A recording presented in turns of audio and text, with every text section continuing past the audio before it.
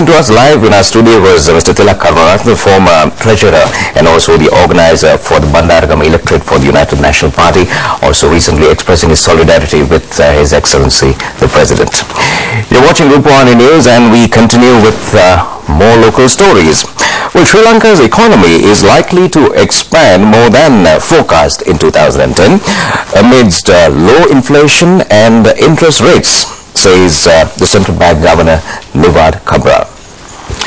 The country's gross domestic product will probably grow 7% this year after an expansion of 3.5% in 2009, Cabral said in a presentation on the 2010 policy in Colombo today. That would be the fastest pace in 4 years and compares an October forecast of as much as 6%. The $41 billion economy expanded 4.2% in the third quarter from an year earlier, the fastest pace in 2009, helped by rebuilding efforts after the government defeated the LTTE in May. Cabral, who cut lending rates 5 times last year to spur growth, said today the country will ease currency controls to boost investment. And it's time to take a short break, and we'll be back with more local stories after this break. Welcome back. You're watching Rupavahini News. We have more stories to home.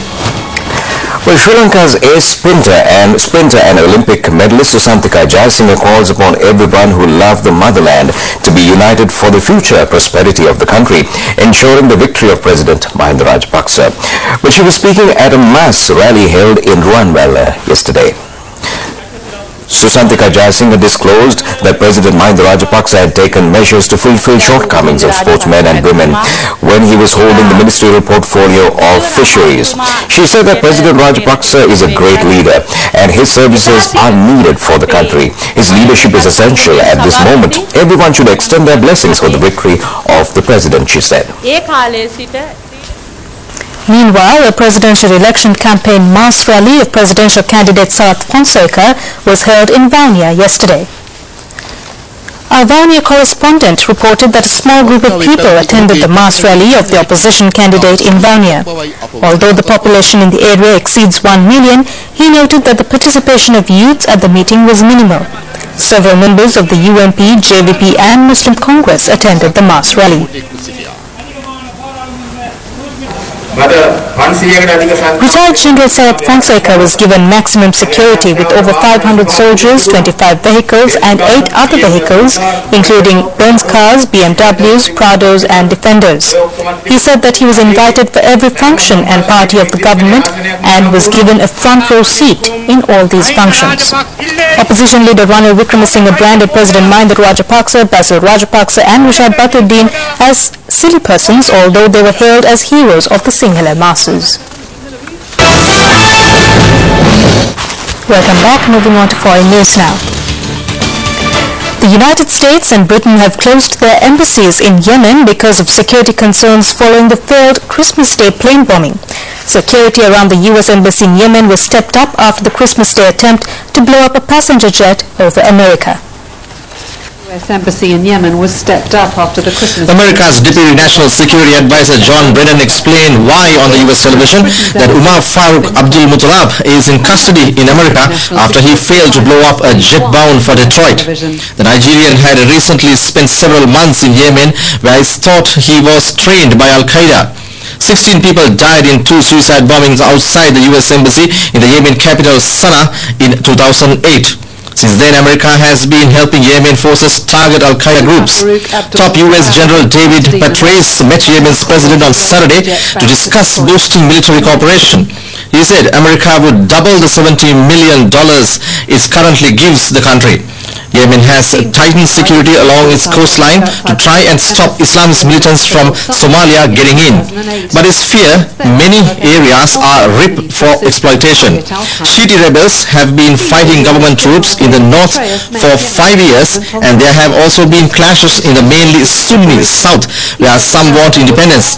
Yemen says it hasn't agreed to let US aircraft strike Al-Qaeda targets, but Brennan ruled nothing out. Life in Sana'a continues as normal, but it's not known how long the embassies will remain closed. Rebels have been fighting government troops in the north. Well, cooler weather conditions are expected to help firefighters battling bushfires in Western Australia. Well, firefighters were still trying to control a bushfire burning some 30 kilometers northeast of Perth in Western Australia as they waited for expected cooler conditions to ease the situation, local media said today.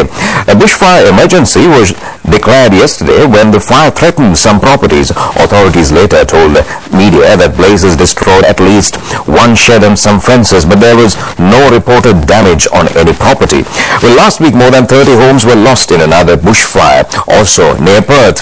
Weather forecasts indicate that despite a respite on Monday, more high temperatures are expected, which may fuel further fires in the state.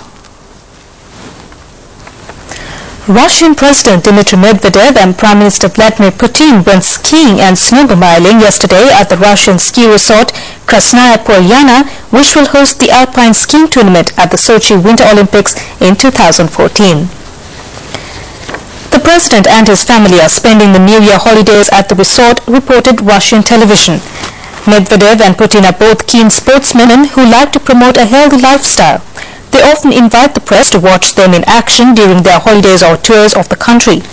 As Medvedev took to the slopes, he chatted to other tourists and wished them a happy new year. Medvedev posed for pictures with many of the skiers. Many were excited about being photographed with their country's leaders. Medvedev also took his own pictures of the skiers and the resort, and both leaders signed autographs before heading off down the slopes together.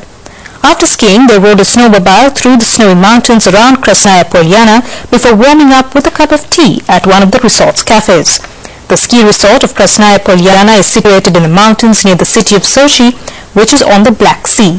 Sochi will host the 2014 Winter Olympics, and the Russian government plans to spend more than $33 billion on preparations for the Games.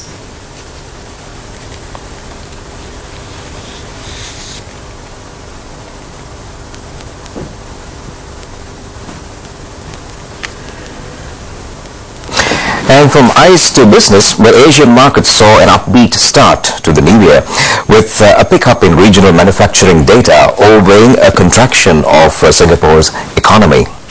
The first day of trading of 2010 began on an upbeat note, with the Japanese stock leading Asian equities higher. A weaker yen boosted exporters, and new government support for struggling Japan Airlines helped push the Nikkei higher. In his New Year news conference, Japan's Prime Minister vowed this year to change the usual Japanese attitudes towards the economy. Investors focused on bullish indicators such as manufacturing employment in South Korea at the highest level since January 2008 and manufacturing growth in China at its fastest growth in 4 years, and ignored the few bearish ones, like a much larger than expected fourth quarter contraction of Singapore's economy. The main event of the week will be the US payrolls numbers on Friday, with expectations of a 20,000 decline in December, though some analysts are predicting the first job growth in 2 years. Of Singapore's economy. The main event of the week will be the US. An effigy, which witnesses said was of U.S. President Barack Obama, was seen hanging from a building in Plains, Georgia, home of President Jimmy Carter. The Secret Service said it was investigating the incident. Local media reported yesterday that an effigy of U.S. President Barack Obama was found hanging in the rural hometown of former President Jimmy Carter, and that the Secret